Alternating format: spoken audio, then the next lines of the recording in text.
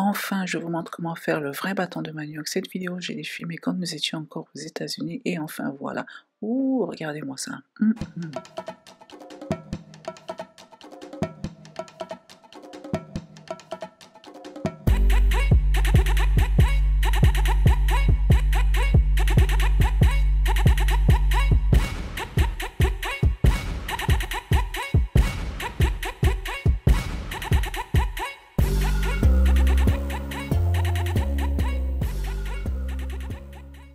Bonjour à tous, bienvenue sur Karin's Cuisine. Alors aujourd'hui je vais vous montrer comment faire le bâton de manioc à la manière congolaise, que je trouve qui est la meilleure d'ailleurs. Alors il y a plusieurs appellations en Afrique, donc il y a Kikwanga, Kwanga au Congo, Miene au Gabon, Bobolo et Miondo au Cameroun. Donc je vous prie vraiment de regarder la vidéo jusqu'à la fin, parce que je vous montre étape par étape, comme ça vous pourrez le faire vous-même, du manioc fait maison. Alors, le manioc en Afrique, c'est comme les pommes de terre aux États-Unis ou comme en France, ou sinon comme des pâtes ou des spaghettis en Italie. Ce qui veut dire, c'est qu'on le mange énormément. Donc, là, ce que j'ai fait, c'est que j'ai choisi deux genres en fait. J'ai choisi celui qui est déjà écrasé, donc comme vous le voyez, qu'on appelle placali. Celui-ci, il est déjà écrasé et fermenté. Et également, j'ai choisi donc des tubercules qui ont déjà été décortiqués ou épulchés et laver en fait. Vous voyez la différence déjà de couleur. L'autre, le deuxième paquet est tout blanc. Et je vais par contre les écraser et ensuite laisser fermenter 2-3 jours. Donc je vous montrerai. Alors ici j'ai sorti mon placali du paquet, je l'ai mis dans l'eau et je vais le mettre dans de l'eau pour pouvoir le nettoyer. Et vous remuez un peu pour casser les grosses boules. Et là, je suis en train de vous montrer en fait la couleur. Déjà, la couleur, je la trouve pas trop nette. Je trouve que c'est un peu sale pour moi. Il y a plein de petites saletés. Vous voyez, à chaque fois que je remue, vous voyez les petites saletés noires. Donc voilà, en fait, la couleur ne m'avait pas vraiment trop plu. Et il y avait également une mauvaise odeur. Bon, ça c'est ce paquet, hein, donc je ne sais pas si tous les paquets sont pareils.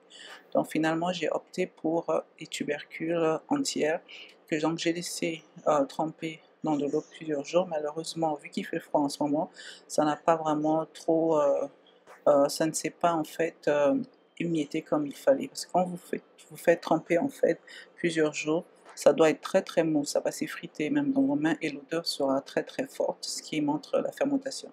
Donc finalement, je vais utiliser le mixeur. Et bien sûr, avant d'écraser, je vous conseillerais de retirer la racine au milieu. Donc parce qu'on n'a pas besoin de cette racine, il faut l'enlever. Donc vous pouvez le faire au couteau, ou si votre tubercule est assez molle, ben, vous le faites à la main.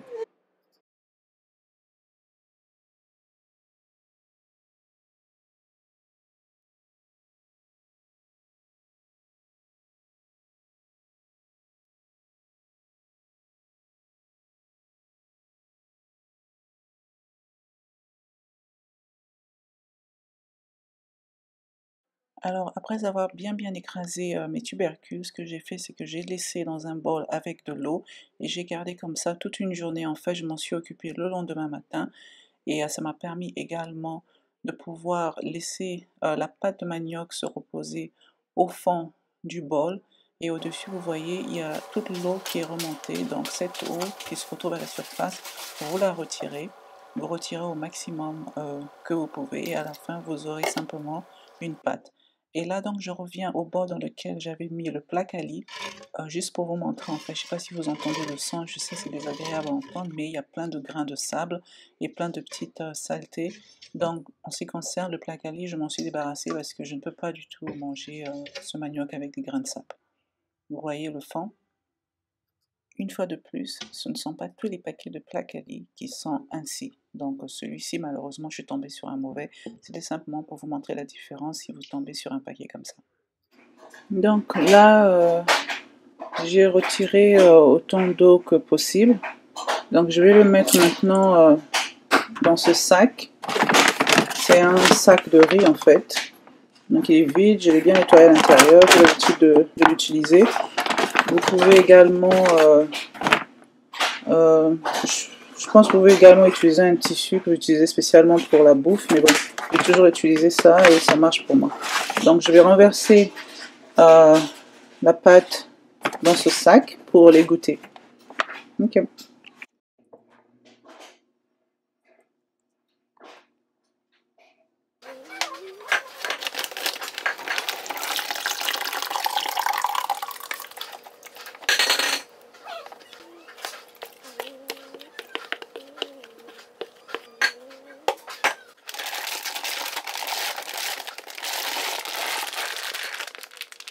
Alors, je viens de trouver un truc que je peux partager avec vous, parce que le sachet que j'utilisais avant, c'était complètement... Enfin, le sac que j'utilisais avant, c'était complètement déchiré, déchiqueté.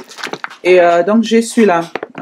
Si vous avez ce genre-là, il y a un film, en fait, plastifié dessus. Donc, ce que vous pouvez faire, c'est de retirer le film, comme je fais là. Et là, vous aurez...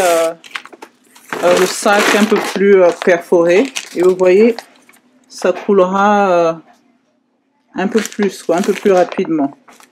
Donc voilà, donc si vous avez ce genre de sac de riz, il y a un film en plastique qui recouvre le sac perforé. Donc vous voyez là, ça coule un peu plus rapidement.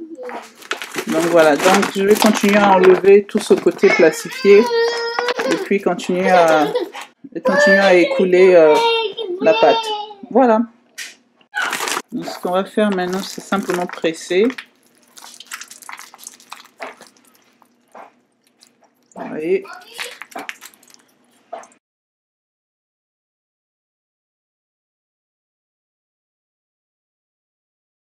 Au fur et à mesure que ça va s'écouler, la quantité va diminuer, donc vous viendrez serrer une fois de plus. En fait, vous mettez un truc assez lourd au-dessus pour pouvoir écouler plus rapidement. Donc, vous pouvez mettre quel que soit le truc lourd que vous avez, vous le mettez au-dessus. Je me souviens une fois, j'ai utilisé une grosse pastèque. Je l'ai mise au-dessus. Voilà. Et c'est tout. Et vous laissez égoutter. Ok, alors, je suis de retour après toute une journée en fait. Donc là, comme vous pouvez voir, ça s'est bien égoutté. Ça, si vous voyez même au départ, le paquet était un peu plus gros. Et là, ça a complètement diminué. Donc je vais travailler sur cette planche.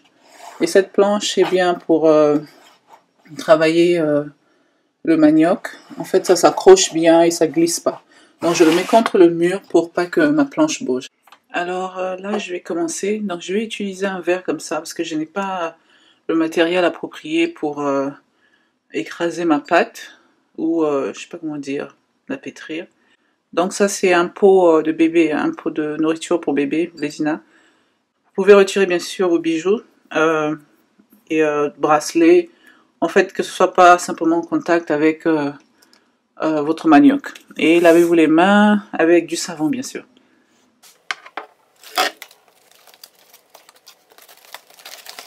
Alors j'ai un bol d'eau à côté parce que de temps en temps si la pâte elle est trop sèche, eh ben, je la mouillerai un tout petit peu. Vous n'êtes pas obligé, mais moi c'est comme ça que j'ai appris à le faire. Donc c'est pour ça que je le fais comme ça.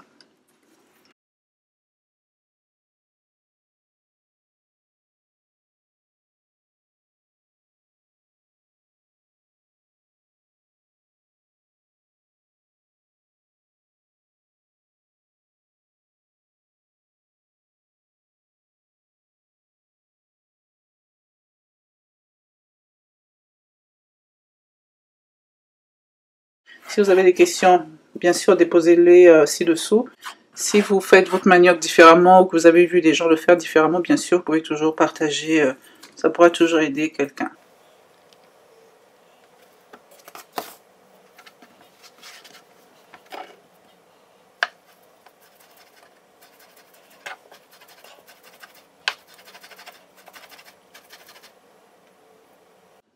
Vous voyez, quand vous essayez, c'est un peu mieux écrasé. Ici, c'est aussi écrasé, mais quand vous la pétrissez encore plus, vous l'écrasez un peu plus avec la bouteille, je trouve que c'est encore un peu plus pâteux, ou mieux écrasé.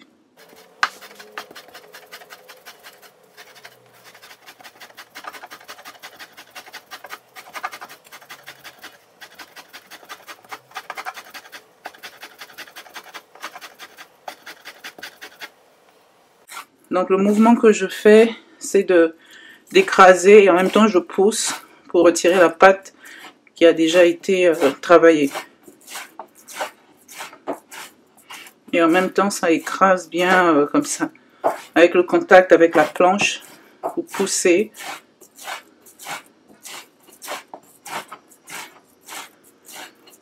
Et bien sûr, si c'est mouillé, si c'est, vous trouvez que c'est sec, trop sec, vous mouillez un peu.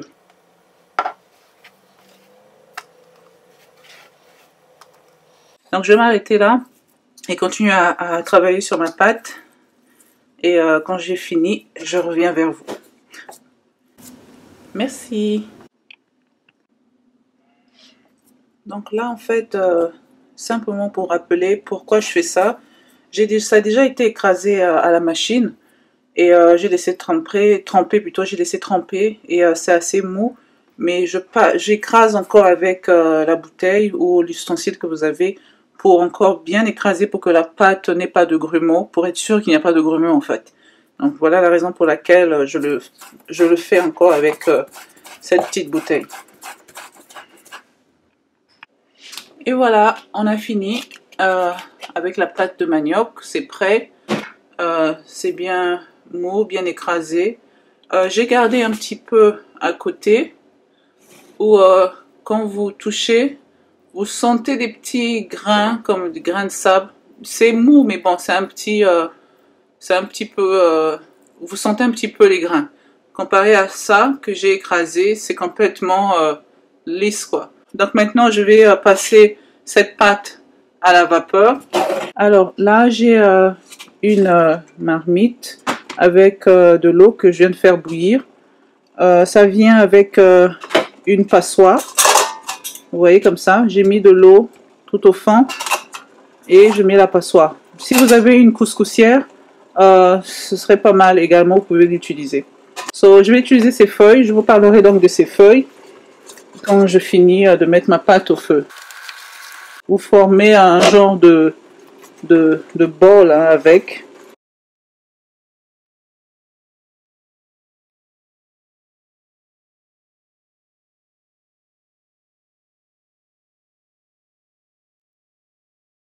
Donc quand vous verrez que la pâte commence à cuire un peu au-dessus ou à avoir une couleur un peu jaunâtre, vous pouvez retirer. Bien sûr, faites attention de ne pas vous brûler. On tape. Vous pouvez couvrir également, vous pouvez le faire également si vous n'avez pas les feuilles avec le sac de riz.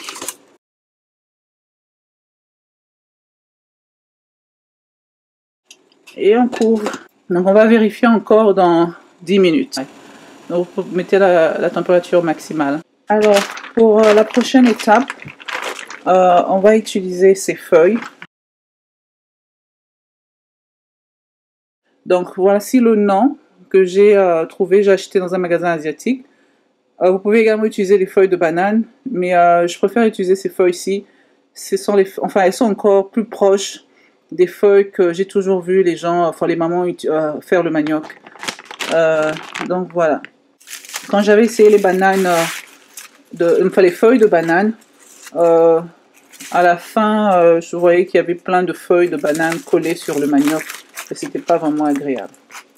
Donc voilà les feuilles à quoi elles ressemblent. Pour ceux qui s'y connaissent, vous remarquerez que c'est quand même assez proche. Peut-être que c'est celle-ci, hein, c'est vraiment proche des feuilles que les mamans utilisent en Afrique. Alors voilà. Je pense que la pâte elle est assez cuite là. J'essaie d'avancer un peu. Donc là on va transvaser la pâte. On va la ramener sur la planche de travail pour travailler un peu plus. Et faites attention, c'est très chaud.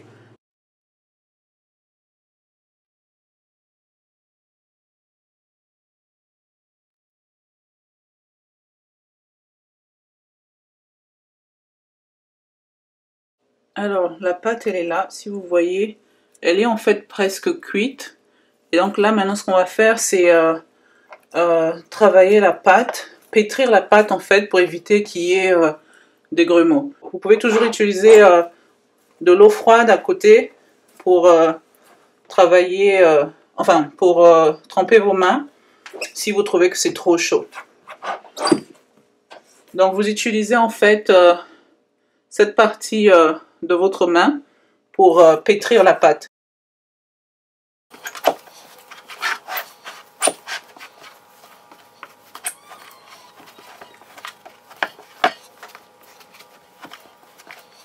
C'est beaucoup de travail, mais vous serez content du résultat.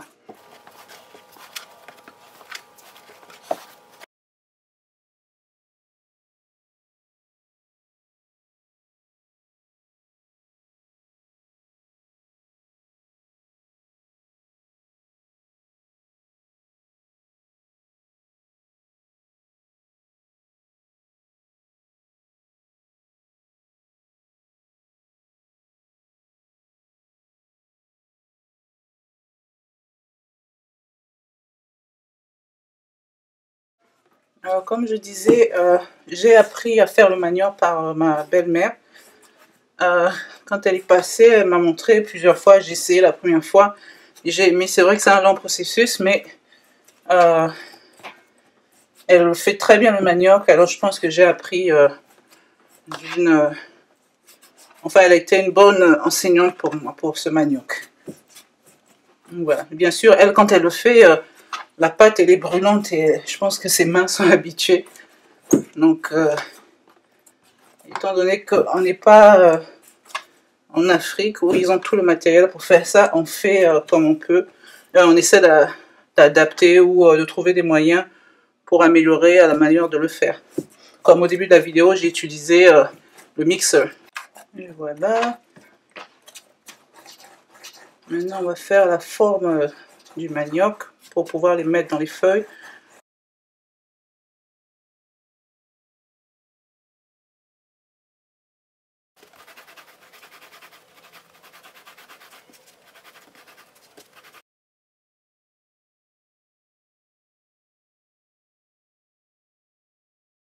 Alors maintenant, nous allons emballer le manioc dans ses feuilles et on aura besoin d'une bobine de fil.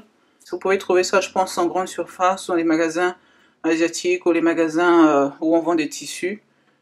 Donc c'est un peu épais et on va utiliser ces feuilles. On va couper cette extrémité. En fait, quand vous coupez, faites attention de ne pas déchirer la feuille. Et le but, vous voyez, parce que c'est assez gros, quand on va plier la feuille, on ne voudrait pas que ça se déchire. Donc vous voulez enlever un tout petit peu pour que ce soit plat.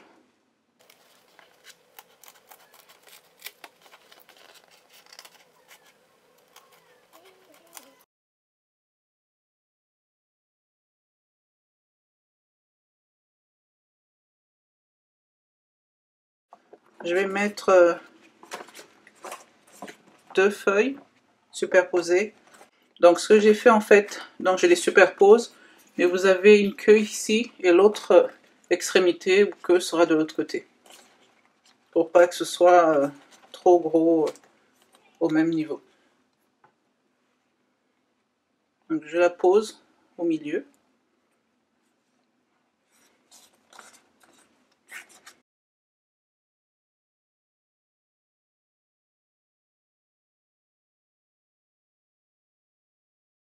So, vous essayez de sentir où se trouve l'extrémité du manioc et vous pliez. Donc comme ça.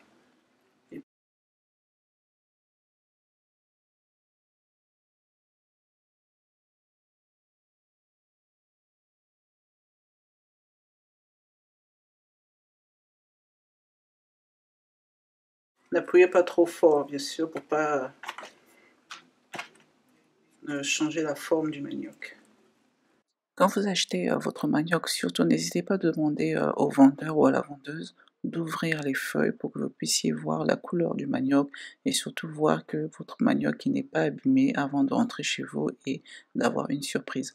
Vous devriez avoir une couleur blanche ou couleur crème en fait, mais pas du gris, du noir ou plein de taches bizarres. Non, non, non, non. Et surtout si vous achetez votre manioc et qu'il est bon, qu'il a l'air bon, que vous sentez des grains de sable, il n'est pas bon du tout. Et vous pouvez également sentir l'odeur. Après être cuit, il ne devrait pas avoir une mauvaise odeur. Donc faites attention à ce genre de choses. Et voilà. Alors maintenant on va mettre ça dans une marmite et faire bouillir.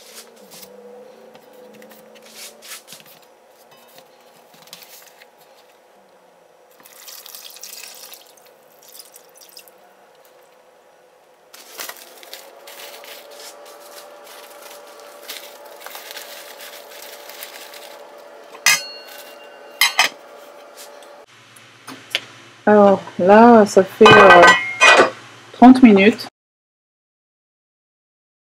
Je vais juste retourner. Normalement, vous pouvez laisser cuire environ 1 heure. Ou peut-être moins, ça dépend en fait. Vous pouvez toujours ouvrir et puis vérifier. Mais juste pour être sûr, je préfère laisser cuire pour au moins 1 heure.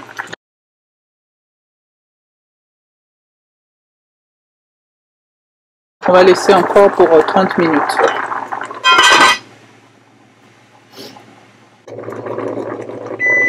Ok, c'est prêt, donc on va éteindre.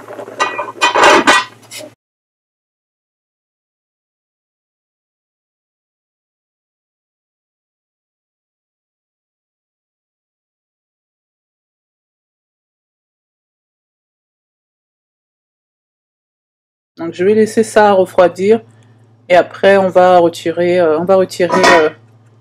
les ficelles. Alors voilà, ça refroidit un peu, c'est encore tiède.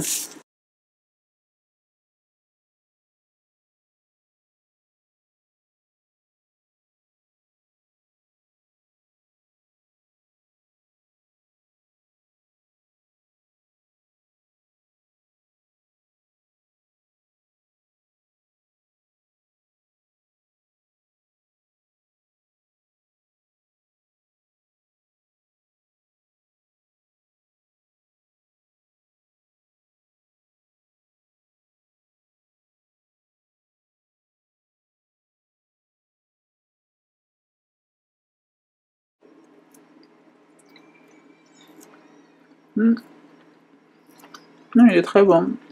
J'aime bien. Merci en tout cas d'avoir suivi cette vidéo.